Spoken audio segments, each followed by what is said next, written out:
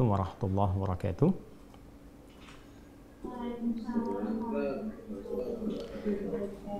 Alhamdulillah wassalatu wassalamu ala Rasulillah wa ala alihi wa sahbihi wa man walah wa ba'd.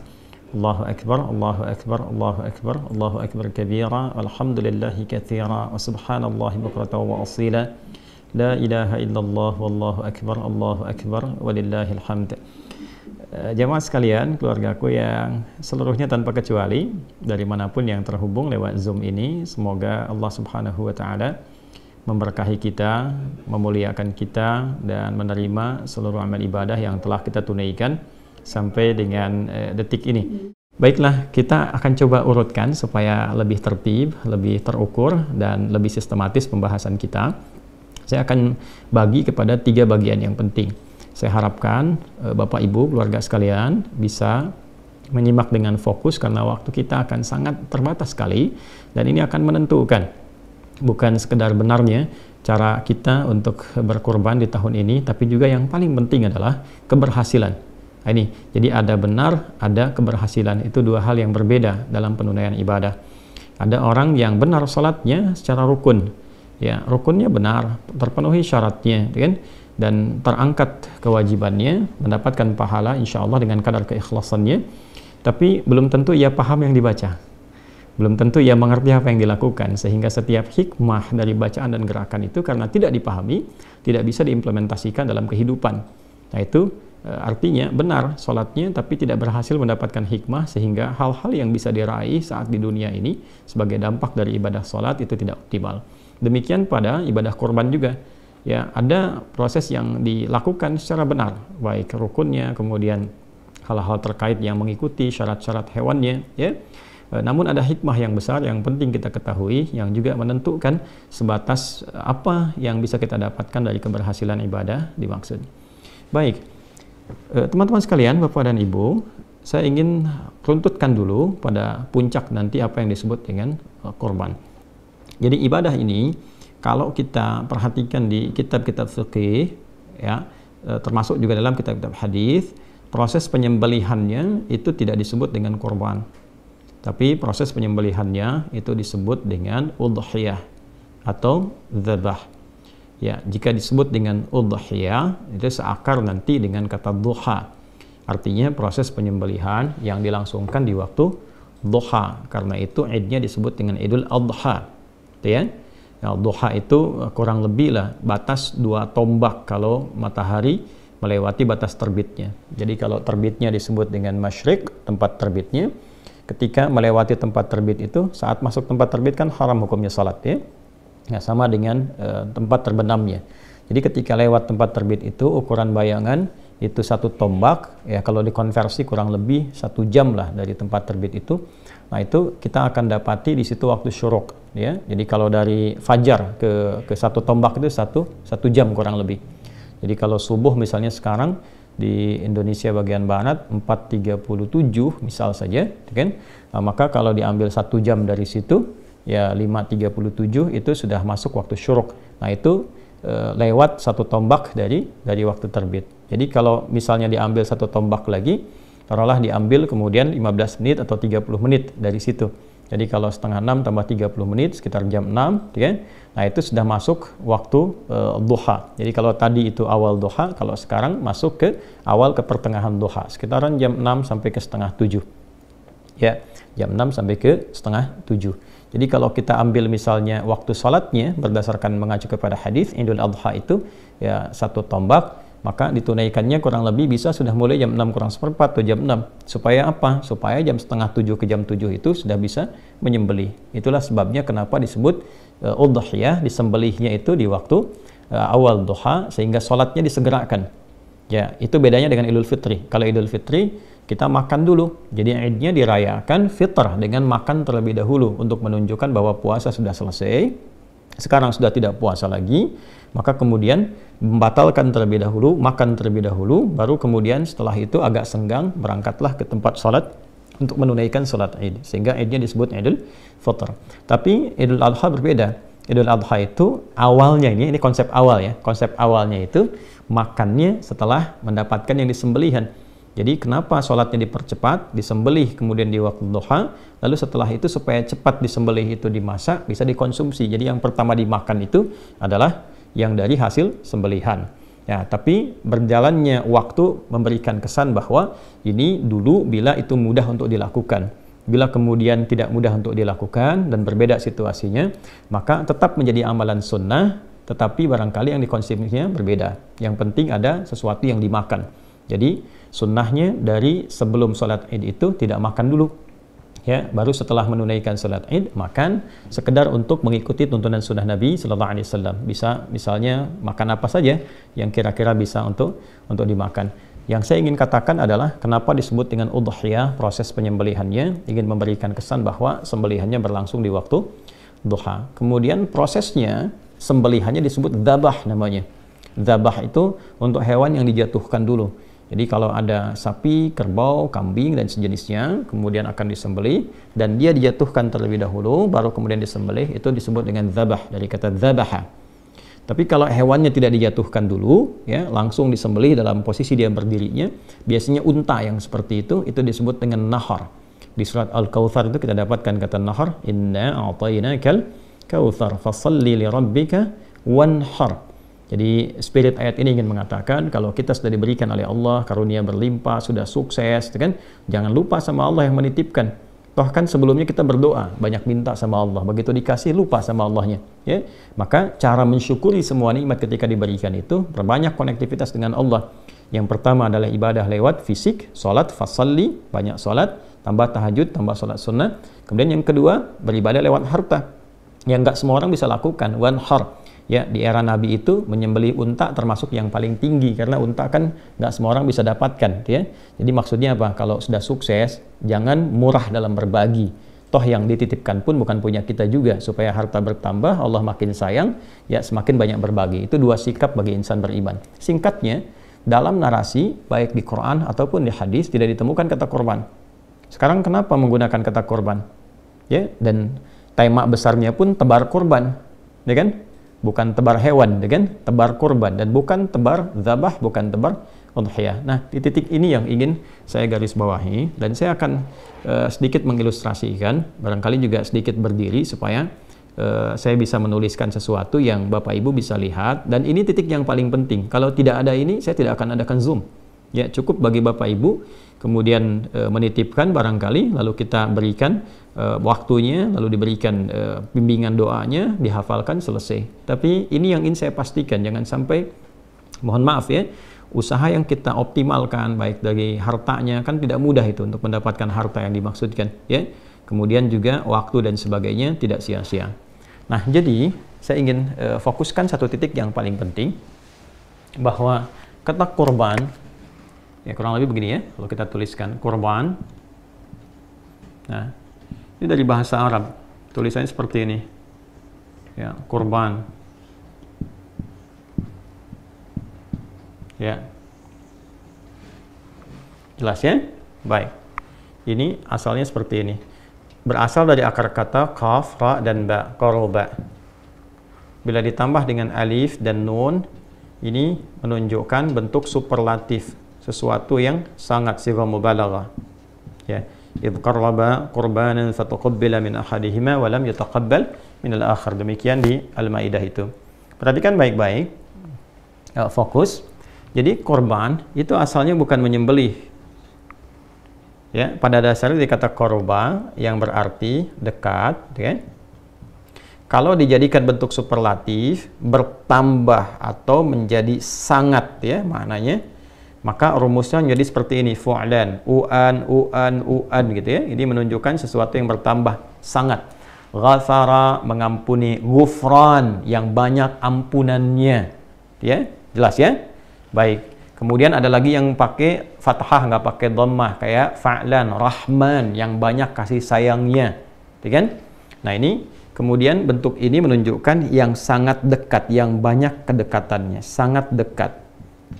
Nah, jadi ibadah kurban ini bila dikerjakan dengan benar, goalnya itu adalah membangun kedekatan yang lebih dengan Allah Subhanahu wa taala. Jadi orang yang mampu melakukan ibadah yang dimaksudkan, Maka ciri kesuksesan utamanya itu bukan berapa banyak, berapa besar, ya, berapa berat hewan yang kemudian disembelih, tapi bagaimana ia bisa mengambil hikmah dari proses itu sehingga bisa membangun kedekatan lebih antara dirinya dengan Allah Subhanahu wa taala. Bahasa paling simpelnya adalah pasca ibadah ini dirinya menjadi semakin dekat dengan Allah. Nah, ukuran kedekatan itu kan nanti ada dua. Ya, yang pertama bertambah ibadah ritualnya sebagai bentuk ketawakalannya kepada Allah, konektivitasnya kepada Allah. Salatnya semakin bertambah, gitu kan? Bacaan Qur'annya semakin rajin, ya. Kemudian turunan-turunan yang kira-kira menghubungkan kita dengan Allah Subhanahu wa taala. Dan yang kedua adalah hablu minan nas. Jadi hablu minallah tadi yang pertama. Yang kedua hablu minan nas. Ya, bertambah baik dengan sesamanya, di keluarganya, hubungan dengan tetangga, kerabatnya dan sebagainya. Itu ukuran spesifiknya. Sehingga orang-orang yang punya kedekatan lebih dengan Allah Subhanahu wa taala, dua sisi ini pasti akan terlihat baik dalam menjalani kehidupannya. Ini gambaran pokoknya. Nah, sekarang pelajaran besarnya adalah bagaimana proses ibadah, sekarang kan sedang ibadah, yang sedang kita tempuh ini, ya Bapak dan Ibu sekalian, bisa menghasilkan satu goal, satu capaian yang tadi telah kita harapkan. Nah, karena itulah kemudian Nabi SAW memberikan langsung petunjuk yang detail sekali dari persiapan di hari pertama, hari kedua, hari ketiga, sampai menjelang hewan itu disembelih. Baik ya? Baik, sekarang kita akan ambil kepada aspek pokok langsungnya dulu ya. Dari sejak Bapak Ibu melakukan akad nih, ya, akad untuk menyembelih atau ikut dalam proses ibadah kurban ini. Jadi akad itu dilangsungkan dengan menyampaikan uangnya, terus terjadi kemudian hewannya diikat untuk disembelih. Diikat itu maksudnya lewat akad. Ini hewan terikat akan disembelih atas nama Bapak Ibu sekalian. Maka dari proses itu terjadi, mulailah muncul kemudian bimbingan dari Nabi SAW sampai ke hari ini, sampai hewan disembelih nanti ya, bukan sampai tanggal 10, ingat, sampai hewannya disembelih. Nah, apa itu? Termaktub dalam hadis Sahih Muslim, nomor hadis 1977. Kita coba cek dulu ya. Ada Sahih Muslim, saya bisa bacakan, tapi barangkali untuk menguatkan pada Bapak Ibu sekalian, kita bisa cek paling kanan di pertengahan nomor hadis 1977. Coba kita cek. Nah, ini dia. Jadi ya, nanti kalau punya kitabnya silahkan dicek. Kitab Sahih Muslim nomor hadis 1977 ya, di subtopik yang ketujuh. Babu nahyi man dakhala alaihi ashru dzulhijjah wa huwa yuridu at-tadhhiyah an ya'khudha min sya'rihi aw adfarihi syai'a. Ya, bab petunjuk pedoman bagi orang yang telah memasuki 10 hari pertama bulan Dzulhijjah, kemudian ia menginginkan atau berminat untuk menyembelih hewan kurban, ikut program ya di situ. Ya, maka sepanjang ia sudah berakad itu, sudah siap itu, ya dia dianjurkan untuk tidak memotong atau mencukur baik semua rambut yang melekat pada tubuhnya ataupun kuku yang melekat pada tubuhnya. Saya sampaikan hadisnya. Saya langsung cepat saja kepada rawi yang terakhir, yaitu keluarga terdekat Nabi sallallahu alaihi wasallam. Ini A1, ya'an Ummi Salamah radhiyallahu taala anha, dari Ummi Salamah radhiyallahu taala anha, anna Nabi sallallahu alaihi wasallam qala, beliau menyampaikan, Nabi sallallahu alaihi wasallam bersabda, "Idza dakhalatil 'ashru wa arada ahadukum an yudhhiya fala yamassa min sya'rihi wa basharihi syai'a." Qila li Sufyan fa inna ba'dahum la yarfa'uhu qala lakinni arfa'uhu. Ya, secara singkat, jika telah masuk 10 hari pertama bulan Dzulhijjah, ya di tanggal 1 sampai dengan tanggal 10 nanti, wa arada ahadukum an yudhhiya, dan ada di antara kita yang sudah berniat, berencana gitu kan untuk mengikuti proses penyembelihan dalam arti ikut ibadah kurban seperti yang kita istilahkan, fala yamassa min sya'rihi wa basharihi syai'a, maka Nabi menganjurkan, ini sunnah ya, hukumnya sunnah yang sangat ditekankan, sunnah muakkadah, untuk tidak menyentuh, maksudnya tidak mensyukur kan seluruh rambut yang melekat pada tubuhnya, kemudian juga dan tidak memotong kukunya ya. Ini gambaran yang pertama. Nah, saya ingin sampaikan begini, jadi ada sunnah yang pertama dianjurkan sampai hewan kurbannya disembelih. Nah, hewan kurban disembelih sekali lagi untuk semua program yang melekat bagi kita semua, insya Allah hewan kurbannya ya, disembelihnya di hari Kamis ya, sesuai dengan jadwal. Bila ada perubahan sesuai dengan daerahnya, itu akan diinfokan segera, tapi insya Allah tidak ada yang disembelih besok Ya, sekalipun menunaikan sholatnya misalnya ada yang besok tapi disembelihnya pada hari keesokan harinya untuk menyiapkan lebih mudah lagi gitu ya, supaya juga diinfokannya bisa serentakkan kurban itu luas. Bisa hari ke-10, 11, 12, 13. Jadi kalau ada kesibukan di hari saat menunaikan sholat, maka keesokan harinya itu bisa lebih lapang. Nah kemudian, jadi sampai hari disembelih itu, begitu diinfokan hewan bapak ibu disembelih, sampai ke titik itu jangan dulu potong kuku ya, termasuk rambut yang melekat di tubuh. Ya, bukan bulu. Kalau bulu itu ayam, unggas, ya, sapi, ya, itu bulu. Kalau di manusia itu rambut, ya. Jadi tidak dipotong dulu. Kuku juga jangan dulu dipotong dulu, ya. Ini jangan dulu dipotong. Kemudian yang melekat di tubuh jangan dipotong dulu sampai nanti hewan korbannya itu disembelih. Pertanyaannya kenapa? Ini poinnya. Kenapa? Karena nanti ada juga penafsiran lain yang dimaksudkan hewannya. Tapi kalau saya lebih cenderung kepada orangnya, bukan hewan. Saya ulang ya. Ada yang menafsirkan juga hewannya. Saya sangat menghormati untuk penafsiran itu, tentu juga ada pertimbangan dan alasan, tapi saya lebih condong kepada orangnya, bukan hewannya. Karena kalau kita teruskan bacaan hadisnya sampai dengan ke bawah, itu akan ditemukan kisah. Ya, ini ada kisahnya di bintang 3 di bawah nih ya. Kalau kita bacakan di sini kita akan dapati keterangan. Qala kunna, ini kata Hasan al-Laythi, kunna fil hammam qabila al-adha, fattala fihi nasun faqala ba'du ahli al-hammam inna Sa'id bin al-Musayyab yaqra'u hadha aw yanha anhu falaqitu Sa'id bin al-Musayyab fadhakartu dhalika lahu faqala ya ibn akhi hadha hadithun qad nusiya wa turika. Ya kan? Ini ada kisah dari Hasan al-Laythi bahwa di era beliau itu menjelang Idul Adha, menjelang disembelih itu, teman-temannya sudah pada pergi ya, ke kamar mandi umum, kemudian ada yang sudah bersih-bersih, ya, ada yang mengecat rambut, ada yang cukur-cukur dan sebagainya, padahal hewannya belum disembelih. Maka diadukanlah kepada sahabat Sa'id bin al-Musayyab peristiwa itu, yang mengetahui betul tentang hadis Nabi dimaksud, dikonsultasikan, ini benar enggak gitu, yang dimaksudkan apakah orangnya atau hewannya atau bagaimana. Maka komen beliau menyampaikan bahwa hadza haditsun qad nusya atau riwayatnya qad turika. Ini tidak tepat ya, ada hadis yang banyak dilupakan. Artinya apa? Yang dimaksud jangan dipotong dulu ya. Jadi ini asbabul wurud yang terkait juga dengan hadis dimaksud. Pertanyaannya kenapa? Ya, saya ulangi pertanyaannya kenapa? Disunnahkan ya, bukan hukumnya haram. Jadi kalau memang ada kondisi-kondisi yang memang harus dicukur misalnya, tidak ideal dengan penampilan tertentu atau ada keperluan yang sifatnya lebih penting misalnya untuk dilakukan, tapi penampilan tidak sesuai, ya boleh-boleh saja, tidak ada masalah. Tapi yang dimaksud adalah, ya ini yang ingin saya tekankan.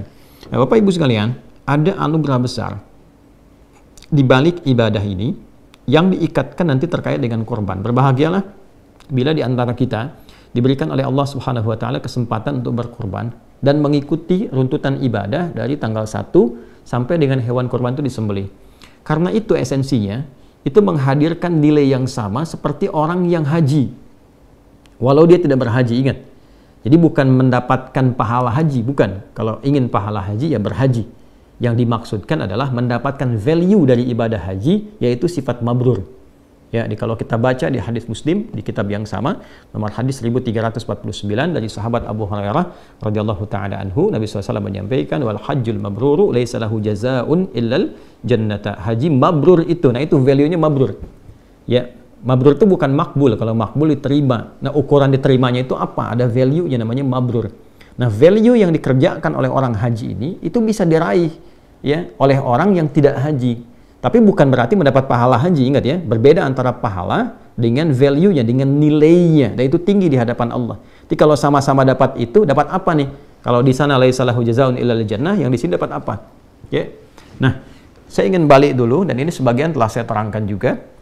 Jadi puncak haji itu kan di tanggal 9. Sekarang nih ya, yang pada wukuf sebentar lagi selesai akan lontar jumrah. Nah, untuk menuju tanggal 9 itu Allah meminta kepada mereka semua untuk menunaikan dan memperkuat ibadah, disebut dengan takwa. Itu ada di Quran surah kedua Al-Baqarah ayat 197. Wa tazawwadu fa inna khairaz zadit taqwa. Orang-orang yang sudah bersiap menunaikan haji, dia sudah miqat, sudah nunggu untuk puncak Arafah itu, maka kata Allah perbanyak ibadah. Perbanyak ibadah, perbanyak ibadah. Supaya apa? Supaya ketika masuk ke tanggal 9 puncaknya sudah ada koneksi yang kuat ya. Sehingga mudah, mau doa mudah, mau istighfar mudah gitu kan. kemudian mau minta kebaikan-kebaikan mudah. Kalau sebelum tanggal 9 banyak kemana-mana, nggak banyak ibadah, banyaknya belanja, nanti begitu dia wukuf kosong keadaan hatinya. Nah, orang yang tidak menunaikan haji itu mendapatkan porsi isyarat yang sama dari Nabi supaya memperbanyak ibadah ya di awal-awal bulan Dzulhijjah ini. Dari mana taunya? Kita temukan misalnya di Al-Bukhari nomor hadis 969 dari Ibnu Abbas radhiyallahu taala anhuma. Nabi SAW menyampaikan, "Ma min ayyam al-'amalu salihu fiha ahabbu ya au fihinna ahabbu ila Allah min hadhil ayyam al-'ashr." Tidak ada satupun perjalanan hari ya saat seseorang menunaikan amal soleh itu naik status amal solehnya dicintai oleh Allah, yaitu 10 hari pertama di bulan Dzulhijjah. Jadi ketika orang yang haji itu perbanyak ibadah, orang yang tidak haji pun, kita ini maksudnya di sini ya, itu diminta oleh Nabi sama lakukan ibadah juga. Ya, tingkatkan sholat, latihan banyak puasa, kemudian berusaha banyak Quran, berusaha banyak baca Quran atau interaksi atau berzikir, gitu kan? Untuk apa? Untuk puncak tanggal 9. Jadi di sana tanggal 9, di sini tanggal 9. Ini poinnya. Nah, di tanggal 9 itu ada apa? Kalau yang di sana wukuf, di sini puasa. Jadi kalau kita ambil yang di sana wukuf, di sini puasa. Puasanya kita bisa lihat misalnya di hadis riwayat At-Tirmidzi nomor hadis 749. Ya, dari Nabi sallallahu alaihi wasallam beliau menyampaikan, "Siyamu yaumi Arafah anni ahtasibu 'ala Allahi ay yukaffira sanata allati ba'daha wa sanata allati qablaha." Ini poinnya penting sekali nih, Bu, ya, Bapak, teman-teman sekalian. Jadi kata Nabi, puasa yang ditunaikan di hari ke-9 itu pada momen Arafah. Jadi yang di sana momentumnya, yang di sini itu harinya, hari dalam arti waktu. Jadi maksudnya apa? Waktunya tanggal 9, boleh jadi ada yang sama, boleh jadi ada yang berbeda.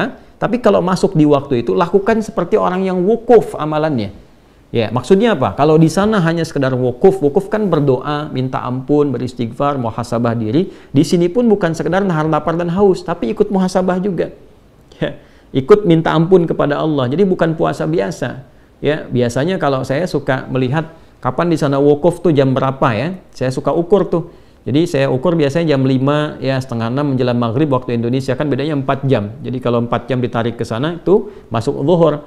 Jadi biasanya sudah masuk waktunya khutbah. Jadi begitu sholat sudah semuanya duduk. Nah, di sini biasanya saya suka merenung, duduk menghadap ke arah kiblat kemudian bermuhasabah. Yang dimaksudkan kita puasa tanggal 9 ya, kemudian diisi dengan amalan-amalan seperti orang wukuf. Tapi yang wukuf itu yang di sana, bukan kita di sini. Ya, tapi amalannya bisa kita lakukan serupa. Dalam arti apa? Dalam arti muhasabah, introspeksi diri. Jadi tanggal 9 itu bukan sekedar nahan lapar, haus, tapi banyakin istighfar, banyak minta ampun kepada Allah, berdoa dalam kebaikan. Itu kesan nabinya. Nah, orang-orang yang mampu melakukan itu, ya, maka apa yang terjadi? Sekalipun dia tidak haji, kata Nabi sallallahu alaihi wasallam, "Anni ahlasibu 'ala Allah." Aku sangat berharap, bermohon kepada Allah diberikan satu bonus tuh ya. Ya, pahala dapat dia, tapi apa yang bonus yang Nabi maksudkan di sini? Ayyukaffira sanatal lati ba'daha wa sanatal lati qablaha. Supaya Allah menjaga dia dari perbuatan-perbuatan maksiat setahun ke depan dan menggugurkan dosa-dosanya minimal setahun ke belakang. Ini menarik nih, ya. Jadi kalau berhasil tuh ibadah puasa yang di tanggal 9 itu dan dia bermuhasabah, minimal kan kita mereview dosa apa yang pernah kita lakukan kan?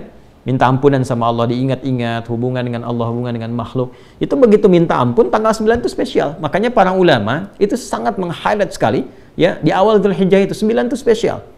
Kalau bisa sekalipun nggak puasa, tetap kita memperbanyak doa di situ. Misalnya ada di kalangan perempuan akhwat yang sedang haid misalnya, tiba masa haidnya, walaupun tidak menunaikan puasa di dalamnya, tidak terhalang untuk berdoa. Perbanyak doa, perbanyak minta ampun, perbanyak istighfar di situ. Itu potensinya mahal sekali dan yang menyampaikan Nabi. Kan kita ini dinilai dengan iman kita. Ya, awas jangan bertanya, bisa begitu? Tidak. Ini perkara iman. Karena itu kita beriman, kita meyakini apa yang disampaikan Nabi, maka manfaatkan. Ini semua ulama itu, kalau dalam tanda petik ya, kalau sudah dekat tuh sering teriak-teriak. Dalam tanda petik, teriak tuh maksudnya kencang mengingatkan. Jangan sampai luput. Jangan sampai luput. Kalau luput nunggu tahun depan. Gitu ya. Maka betul-betul optimalkan. Nah, di titik ini ketika kita memohon, maka turun ampunan Allah. Dosa-dosa yang lampau berpeluang diampuni.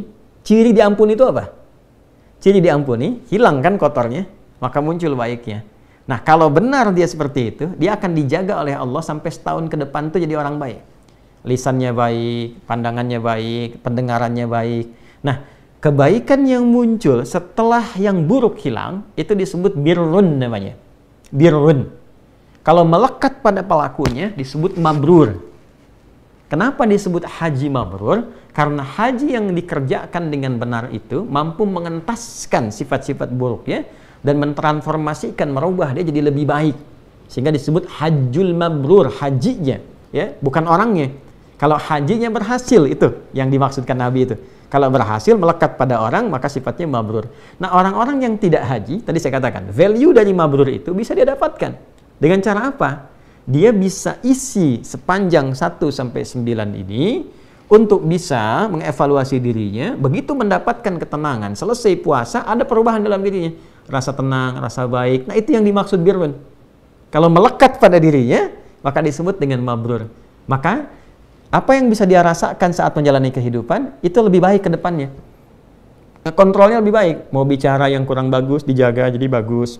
Memandang yang baik. Itu yang dimaksud hadis Nabi tadi, terjaga dari dosa sampai setahun ke depan. Ya, sampai ketemu lagi. Ya, ketemu lagi, Dzulhijjah lagi. Tiap tahun dijaga sampai dia meninggal, insya Allah husnul khatimah. Ya, husnul khatimah. Nah, yang paling menarik hubungan dengan penyembelihan apa? Kalau selesai wukuf yang haji tanggal 9, itu kan bergerak tuh, ya, ke Masy'aril Haram atau dikenal dengan Muzdalifah. Ya kan? Dia berzikir kan, Quran surah ke-2 ayat 198, ya kan? Nah, laisa 'alaikum junahun an tabtaghu fadlan min rabbikum fa idza afadtum min arafatin fadhkurullaha 'indal Masy'aril Haram. Maka teman-teman yang di sana akan bergerak nanti, ya, ke arah Muzdalifah, kemudian di situ berzikir sampai menunggu nanti menjelang ke fajar. Cari batu kan? Ya. Lalu setelah itu ke Jamarat, ya. Melontar. Yang dilontar itu Aqabah tuh, yang besarnya. Ya, bukan yang wusta, bukan yang ula. Saya cepat saja kalau Bapak Ibu teman-teman dapatkan buku yang saya tentang umrah, ya. Kalau ikut program umrah tuh ada buku yang kita berikan yang saya tulis langsung itu. Jadi kami jelaskan betul kenapa Aqabah, kenapa disebut wusta, kenapa ula, kenapa urutannya begitu gitu, ya. Secara singkatnya begini, kalau Aqabah itu gambaran diri kita. Wusta itu lingkaran dekat. Ula itu faktor terjauh, lingkaran luar. Ya, yang terjauhnya. Jadi kadang-kadang yang membuat diri kita itu kurang baik, kurang dekat dengan Allah, yang pertama adalah ketidakmampuan mengontrol diri sendiri. Nafsu. Aqabah itu gambaran dari nafsu. Jadi kalau marah itu bukan karena faktor luar pada umumnya, tapi lebih karena ketidakmampuan mengontrol emosi di dalam. Nah, kalau ini baik, kadang-kadang sudah baik nih, tapi mendapatkan lingkaran sekitar yang dekat yang kurang bagus. Ya, misalnya tetangga, misalnya sikap kurang baik, atau bergaul dengan teman-teman dekat kurang bagus, ya. Atau teman-teman dekat bagus, di keluarga bagus, tapi ditempatkan di tempat kerja, ketemu teman jauh, kena pengaruh yang kurang bagus. Yang dekat itu disebut dengan wusta, lingkaran sekitaran, ula itu yang terjauh. Walal akhiratu khairul laka minal ula. Aqabah itu pribadi. Karena itu, dari Muzdalifah, yang dilontar itu bukan yang wusta, bukan yang ula, tapi yang Aqabah. Dan perhatikan kalimatnya. Bismillahirrahmanirrahim. Bismillahirrahmanirrahim. Bismillahirrahmanirrahim sampai 7 kali. Setelah itu menghadap ke arah Ka'bah, ya, ke Masjidil Haram, lalu berdoa, ya kan? Inni wajjahtu wajhiya lilladzi fataras samawati wal arda hanifan muslima wa ma ana minal musyrikin. Inna salati wa nusuki wa mahyaya wa mamati lillahi rabbil alamin. La syarika lahu wa bidzalika umirtu wa ana minal muslimin. Baik. Perhatikan baik-baik. Begitu dilontar, lontaran itu dimohonkan dengan doa untuk menggugurkan sifat buruk yang ada dalam diri. Menggugurkan keburukan yang ada dalam nafsu. Baik ya? Ini kuncinya dulu, satu ya. Jadi begitu dilontar, diharapkan, kan sifat buruk itu di nafsu, lawannya takwa. Ya, nafsu itu nama lainnya fujur. Fujur itu lawannya takwa. Di Quran surah ke-91, ya, ayat 8. Fa'alhamaha fujuraha wa taqwaha. Ya kan? Jadi kalau di takwa ada jujur, di sini ada dusta. Kalau di sini ada sabar, di sini ada amarah gitu. Nah, ini yang diredam. Begitu dilontar, ini naik. Nah, sifat takwa itu sifat dasar malaikat. Nafsu itu sifat hewan. Makanya disebut manusia makhluk hewani, hayawanun natik, hewan yang bisa bicara, tapi punya sifat takwa. Kalau hewan nggak ada takwanya, ya, malaikat nggak ada nafsunya. Di malaikat benar terus, Quran surah 66 ayat ke-6, hewan itu punya potensi salah terus, ya. Nah, itu sifat hewani. Yang tidak haji, maka disimbolkan dengan syariat penyembelihan hewan. Yang di sana lontar. Jelas ya? Maka yang di sini menyembelih, hakikatnya bukan hewannya. Hakikatnya itu saat menyembelih itu adalah ya menggugurkan sifat-sifat hewani yang dominan sehingga menutup peluang-peluang sifat takwa yang baik yang seharusnya muncul. Ini kapan bisa terjadi? Kalau bisa kita renungi di tanggal 9. Makanya saat puasa kita muhasabah, apa sih sebenarnya yang menjadikan saya kok bisa terasa jauh dari Allah? Bangun malam tuh kayak susah banget tuh. Mau baca Quran susah gitu kan. Mau zikir kok keras lisannya. Kenapa? Padahal tahu kita mau meninggal, tahu pengen husnul khatimah, tahu pengen menghadap Allah. Kok bekalnya seakan sulit dilakukan? Introspeksi diri. Apa yang menyebabkan itu? Ya, jangan-jangan terlalu ya condong ke urusan dunia, sibuk dengan macam-macam sehingga lupa dengan ibadah. Ya, sibuk dengan fisik, sibuk dengan pikiran. Kan ada intelektual, ada fisikal, ada spiritual. Orang kalau terlalu sibuk dengan intelektualnya, rupa makanan untuk rohnya, kaku untuk ibadahnya. Ya, pun demikian, kenapa dengan orang-orang sekitaran misalnya kurang baik, kenapa dengan keluarga tidak baik, dievaluasi sampai kita menemukan itu. Maka kita bertekad dari dalam diri kita. Kalau kita mengandalkan orang kan susah kan? Tapi kalau kita bisa dalam diri kita benahi, maka untuk datang ke masjid, untuk ibadah, untuk sholat itu lebih mudah. Ya, untuk mengatakan sesuatu yang baik itu lebih mudah sepanjang kita lebih bisa membuka hati. Ya, kan take off itu kalau tenaganya kuat bisa terbang sendiri kan? Ya, makanya apa yang harus dilakukan? Ketika yang di sana melontar, di sini menyembelih. Dan tidak semua orang bisa memiliki ya sesuatu untuk disembelih. Jadi berbahagialah ketika kita diberikan kesempatan oleh Allah untuk bisa menyembelih dalam arti untuk menunaikan ibadah ini, itu mahal. Itu mahal sekali hikmahnya. Tapi jangan sampai berhenti di sekedar saya pesan ya, sekian. Bukan itu yang diinginkan. Ya, kalau cuma begitu ya Bapak Ibu bisa lakukan dimanapun. Yang ingin saya tekankan adalah jangan sampai gagal saat itu disembelih. Jadi sampai ketiba waktu penyembelihan itu, walaupun sudah misalnya lewat nih tanggal 9 misalnya, lewat tetap renungkan, isi dengan takbir, isi dengan tasbih, lihat sekitaran, evaluasi dengan kerabat terdekat, sehingga hasilnya nanti bisa dirasakan pasca hewan itu disembelih. Begitu hewan disembelih, perhatikan baik-baik ya, baik saya, Anda, kita menyembelih secara langsung atau diwakilkan oleh orang lain yang menyembelih dan waktunya disampaikan. Tapi kalimatnya sama ketika disembelih. Bismillahirrahmanirrahim. Satu.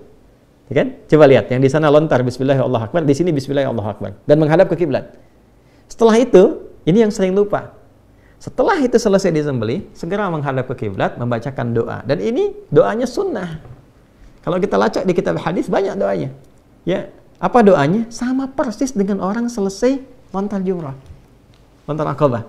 Menghadap ke arah kiblat, inni wajjahtu wajhiya lilladzi fatara as-samawati wal arda hanifan musliman wa ma ana minal musyrikin. Inna salati wa nusuki wa mahyaya wa mamati lillahi rabbil alamin la syarika lahu wa bidzalika umirtu wa ana minal muslimin atau wa ana awwalul muslimin.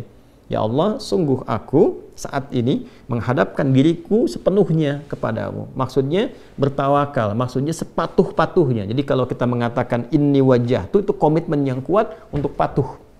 Dalam bahasa Arab itu begitu, ya. Aku hadapkan diriku sepenuhnya kepadamu penguasa langit dan bumi. Sungguh sekalipun aku sholat, aku ibadah, ya manasik, ya atau aku menyembelih sampai sekarang, atau bahkan aku hidup atau aku wafat saat ini, ya aku semua jadikan tawakal kepadamu. Aku berjanji tidak akan pernah menyimpang apalagi berbuat musyrik, dan mulai saat ini, nah ini poinnya, mulai saat ini aku berkomitmen akan patuh kepada semua tuntunanmu. Ingat loh kalimat itu, ada satu komitmen yang dibangun. Jadi setelah itu disembelih kita mengatakan wa ana minal muslimin, aku termasuk hamba yang muslim, maksudnya aku akan patuh kepada semua ketentuanmu yang diberikan petunjuknya oleh Rasulullah sallallahu alaihi wasallam. Ya kan? Nah, baru selesai itu. Maka kalau itu udah selesai, lalu dari situ ada feedback pada diri kita. Jadi di sana selesai kan, melontar, menghadap ke kiblat, kita selesai menyembelih, menghadap ke arah kiblat. Lalu bermohon kebaikan pada Allah Subhanahu wa taala. Nah, titik itulah kemudian yang melahirkan kurban. Titik itu yang melahirkan kurban. Jadi setelah kita merasakan ada keberanian untuk mengevaluasi diri, kita jadi lebih baik. Lebih dekat dengan Allah, ya, lebih ringan lisan berzikir, lebih ingat bahwa kita akan pulang, lebih meningkat ibadahnya, lebih nyaman, lebih enak. Itu yang dimaksud dengan kurban. Ya, makanya ibadahnya, kenapa para ulama memperkenalkan nama kurbannya bukan penyembelihannya, untuk memberikan kesan pengingat yang kuat kepada kita, yang diharapkan itu perubahannya, bukan sekedar hewannya. Kalau mau nyari pahala, dengan hewannya sepanjang ikhlas, sumbernya bersih, pahala dapat. Tuh, mau nyari pahala. Tapi kalau kita mau mencari lebih dari situ, supaya mendapatkan percikan keberkahan dari ibadah itu, maka urutan ini setidaknya kita bisa optimalkan.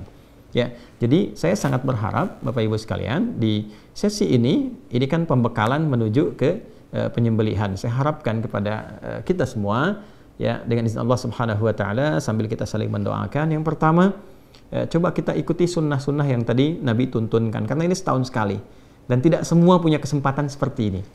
Ya, tidak semua punya kesempatan yang serupa. Jadi syukuri ini dengan cara kita optimalkan. Yang kedua, kita saling mendoakan dulu untuk semua supaya Allah kasih kemudahan. Ya, ringankan berbagi, doakan yang di sana, yang di haram, gitu kan, supaya mendapatkan kemudahan dari Allah, diterima ibadah hajinya, gitu kan, lapangkan. Jadi mendoakan orang lain itu melatih hati kita supaya lunak. Kalau hati kita sudah lunak, sudah enak, itu masya Allah, itu mudah sekali untuk dibawa zikir, ya, dibawa kepada hal yang baik. Lalu minta sama Allah menguatkan diri kita, ya. Ya muqallibal qulub tsabbit qulubana ala dinik, ala iman, ala istiqamah, ala tawakkul ilaik, gitu kan? Minta kebaikan. Setelah itu isi perbanyak dengan, kalau kita lihat di Musnad Ahmad itu dengan takbir, dengan tahmid, dengan tasbih, dengan tahlil, sampai kemudian masuk di penunaian salat, ya, sampai kemudian disembelih bahkan di 3 hari terakhir. Karena bentuk syukurnya ya bertambah takwanya. Jadi kalau nanti selesai kurban, itu ukuran pertamanya nanti 2 hari setelah itu. Jadi begitu selesai kurban 2 hari, makanya disebut hari tasyrik kan? Hari tasyrik itu, ya, itu 2 sampai 3 hari kan? 11, 12, 13. Standar kecilnya 2 hari. Quran surah ke-2 ayat 203. Wadhkurullaha fi ayyamin ma'dudat faman ta'ajjala fi yawmain. Itu disebut nafar awal, ya. Kemudian ada yang nafar akhir, ya, ada nafar akhir ditambah dengan 3 hari. Intinya apa? Ada ujian tuh di 2-3 hari itu, merasa kenikmatan nggak? Ya, merasa senang ibadah nggak? Tambah nggak? Ya, hubungan baik nggak dengan sesama dan sebagainya. Kalau kita dapat itu ciri pertama bahwa kurban kita bukan sekedar diterima oleh Allah, tapi ada berita baik bahwa kurban itu telah memberikan perubahan dan keberkahan dari sisi Allah kepada kehidupan kita. Nah, tapi untuk siapa? Limanit taqa. Coba baca Quran surah kedua ayat 203 tuh, paling kiri sebelah atas. Wadhkurullaha fi ayyamin ma'dudat faman ta'ajjala fi yawmaini fala itsma 'alaihi wa man ta'akhkhara fala itsma 'alaihi limanit taqa. Ya, jadi yang di sana mabit di Mina, ya kan? Di mabit di Mina itu kan untuk mengevaluasi diri, nambah ketaatan nggak? Yang di sini, ya sama, mengevaluasi pasca penyembelihan. Walaupun sedang liburan, liburan tuh ingat sholat nggak? Masih bisa tahajud nggak? Ya kan? Masih bisa baca Quran nggak? Terus perubahan kebaikan interaksi kita nambah nggak? Nah itu esensinya. Ya, jadi itu hal yang paling penting. Kalau yang lain-lain saya kira standar untuk semuanya, tapi lebih kepada kurban itu kenapa kita ambil judul besar tebar kurban, supaya rasa kasih itu semakin menyebar, kebaikannya semakin meluas, dan kedekatan kepada Allah Subhanahu wa taala semakin tinggi, semakin baik, ya. Itu kira-kira gambarannya. Jadi kita berharap dosa diampuni. Kayak sama, saya pun belum bercukur ya, sama persis. Jadi begitu sudah disembeli baru kita bersih, kita berharap. Supaya apa? Kata sebagian ulama, supaya Allah mengampuni semua bagian tubuh kita dan semua bagian sampai rambut dan kuku sebelum terpisah kita potong. Barangkali ini pernah bermaksiat, ya kan? Kemudian bagian ini pernah bermaksiat. Jadi sebelum dicukur, sebelum dipisahkan, jadi Allah sudah ampuni. Jadi bersih saat dipisahkan dari bagian tubuh kita. Nah, itu diantara hikmahnya. Ya, ini hal yang terkait dengan pembelajaran, pembekalannya, saya kira sangat jelas sekali ya untuk bisa dipahami dengan baik. Tinggal teknis. Baik ya. Di lapangan, Bapak Ibu sekalian, alhamdulillah sudah ditebarkan hewannya, tinggal menunggu waktu penyembelihan. Dan saya secara pribadi memonitor. Ya, memonitor secara pribadi, dan alhamdulillah tahun ini jadi semakin luas. Mudah-mudahan dengan keikhlasan saya sangat mengajak pada kita semua, kita berusaha ikhlas. Ikhlas itu sudah melapangkan semua apa yang telah dikerjakan, tawakal pada Allah. Jadi hasilnya serahkan pada Allah. Yang penting kita sudah ikhtiar, ya. Nah, ini yang akan menentukan penilaian Allah Subhanahu wa taala pada kita semua. Nah, poin terbesarnya alhamdulillah hari ini di tahun ini maksudnya semakin meluas dan semakin beragam untuk penerimanya. Kalau kemarin itu kita fokuskan ke daerah-daerah tertentu, kita hanya batasi 100, sekarang kita buka ada sekitar 210 kambing, kemudian sapinya ada 11, itu pun saya minta cukupkan dulu karena mengingat waktu untuk koordinasi, jadi kita tidak sembarangan. Ya, kita betul-betul kami minta timnya datang ke lokasinya, memastikan dibikin kemudian tandanya betul-betul orangnya itu tertulis dengan benar, setiap hewannya diserah terimakan, ada kemudian panitia setempatnya diberi arahan lagi, jadi semua terkoneksi ya, dan dokumentasi dan semuanya, dan yang paling penting waktu supaya bisa diinfokan saat akan disembelih. alhamdulillah saat ini jadi ada kita bagi tiga bagian ya. Ada bagian pertama wilayah-wilayah yang dalam tanda petik ya, ada wilayah fuqara ya, orang-orang yang butuh perhatian gitu kan. Yang kedua adalah yang korban gempa, khususnya wilayah Cianjur yang kemarin dan sekitarannya itu, ada yang masih mengungsi, ada yang masih di tenda sebagian dan sebagainya. Yang ketiga adalah imigran yang memang di bawah UNHCR yang saat ini, dan memang sangat memprihatinkan juga. Itu ada satu wilayah yang nggak perlu saya sebutkan karena kita sedang sekarang tersambung dan live Zoom. Ya, itu ada mereka beberapa negara yang memang sangat sulit untuk menemukan daging apalagi. Jadi kita supportkan ketiga bagian ini dengan 4 atau 5 wilayah berbeda. Jadi bercabang, tapi kita sampaikan juga update-nya dan ada penanggung jawab di setiap wilayah-wilayahnya sampai ke orang per orangnya. Insya Allah rapi tersusun di bagian-bagiannya. Tapi yang paling penting disampaikan adalah hewannya, Bapak Ibu sekalian, itu disembelihnya di hari Kamis. Saya ulangi ya. Hewannya disembelihnya di hari apa?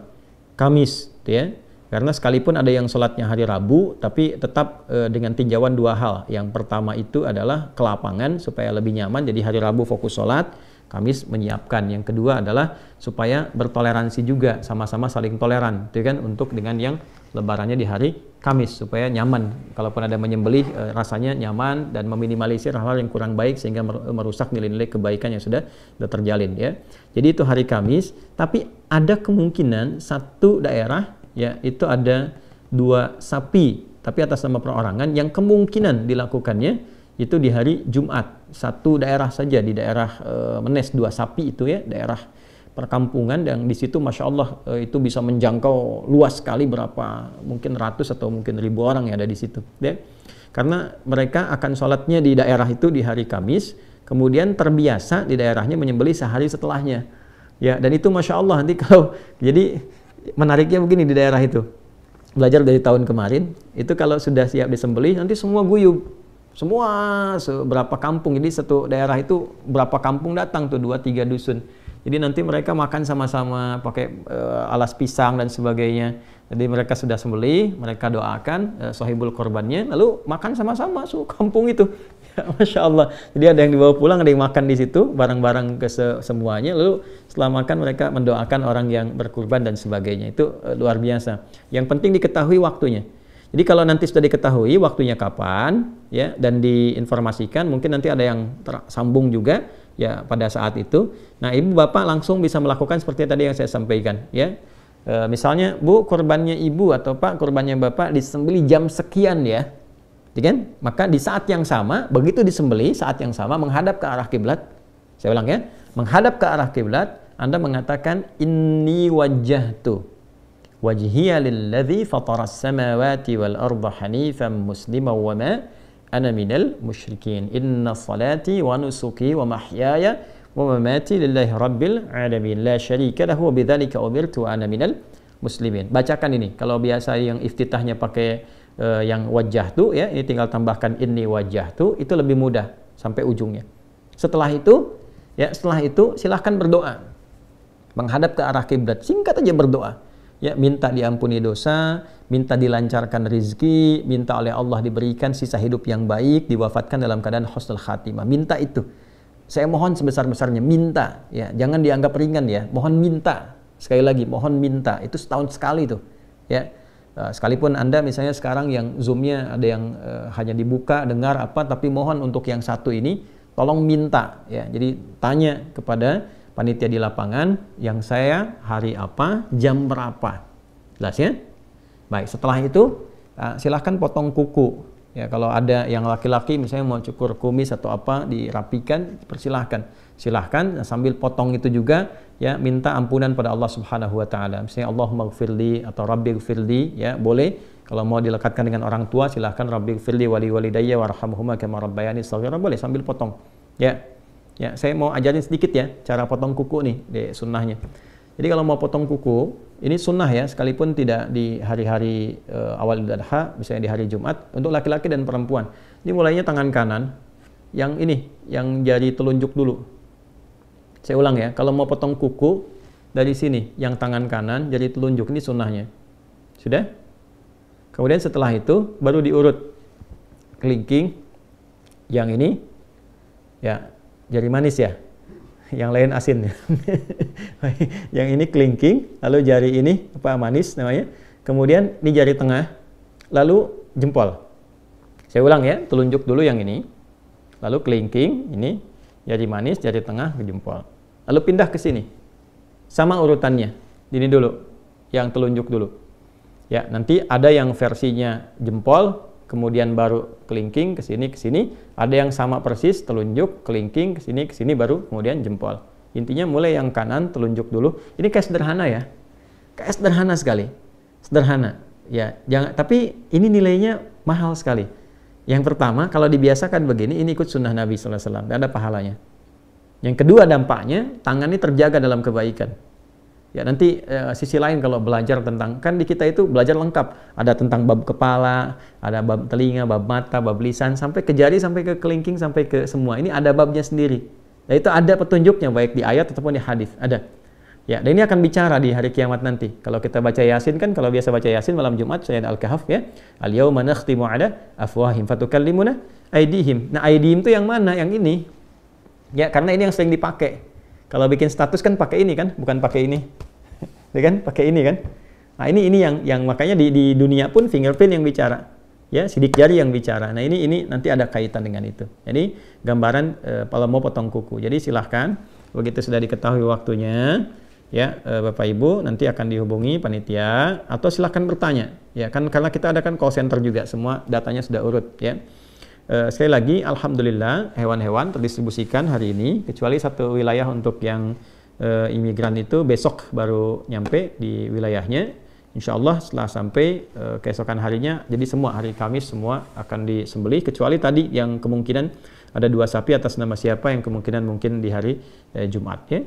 Jadi silahkan nanti menghadap ke arah kiblat, doanya tadi sudah saya sampaikan, lalu potong kuku seperti yang saya utarakan tadi caranya. Setelah itu selesai, tinggal perbanyak takbir, ya, lalu diisi dengan tasbih, tahmid, tahlil di 2 hari pasca itu, sampai mendapatkan ketenangan. Jadi bukan berapa banyaknya, tapi baca sampai hati kita tersentuh, merasakan kenikmatan lewat itu, sehingga terjadi perubahan. Nah, itu yang dimaksud kurban. Ya, karena itu kami buka programnya kurban, bukan penyembelihan ya, kan semua mudah-mudahan berhasil ya. Saya kira itu Bapak Ibu sekalian, semoga semua dirahmati oleh Allah Subhanahu wa taala, semoga dilancarkan dan dimudahkan ya. Selebihnya silahkan nanti tersambung dengan panitia teknis di lapangan yang memudahkan segala hal terkait dengan pedoman yang kita bahas bersama itu bisa lancar dan baik.